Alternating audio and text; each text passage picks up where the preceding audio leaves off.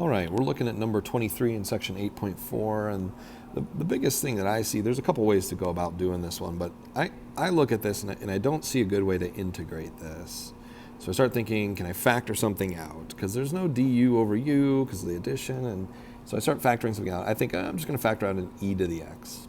So if I factor out an e to the x times 1 gets me e to the x, and e to the x times e to the negative 2x gets me e to the negative 1x for adding exponents. Now I look and I see this, and I see 1 plus something squared in the denominator, and I think inverse tangent. So then I ask myself, well, if it's inverse tangent, what is the something squared? And so I'm going to look at that as e to the negative x. And so if u is e to the negative x, then du is negative e to the negative x dx. So negative du is e to the negative x dx. So now I can plug this in and see what I have. And I have this e to the x in the denominator, which if I take it to the numerator would be e to the negative x dx. So now I can rewrite this.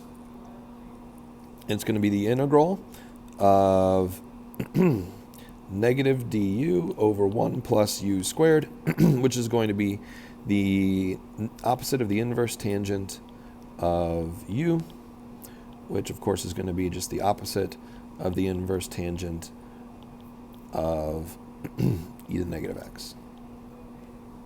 And then, so that's evaluating my integral, and then now I'm going to go ahead and put my bounds back on it. And so at this point now I'm going to say, I'm going to do the limit as a goes to negative infinity of the opposite of inverse tangent of e to the negative x,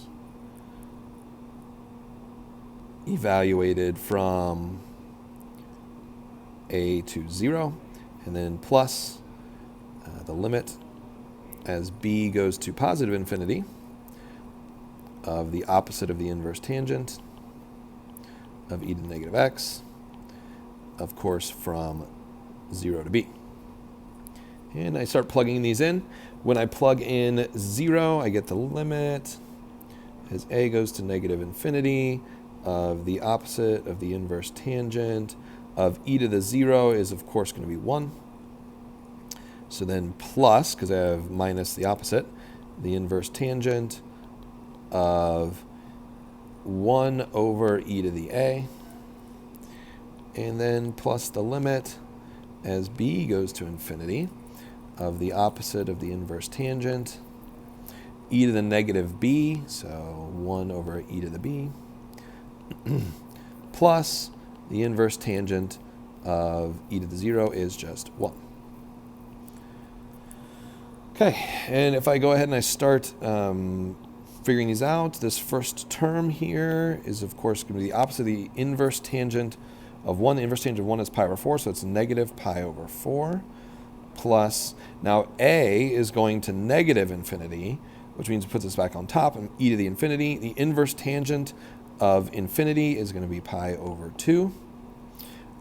Plus, and then we look here, we have the limit as b goes to infinity, so it's 1 over infinity, so that's the opposite of the tangent of 0, which of course is just 0, and then plus the inverse tangent of 1 again, but it's not the opposite this time, so it's pi over 4. So the two pi over 4s cancel, and our answer is just pi over 2. And again, very difficult to see this first step. You could also factor out an e to the negative x, and that would even simplify the problem a little bit as well.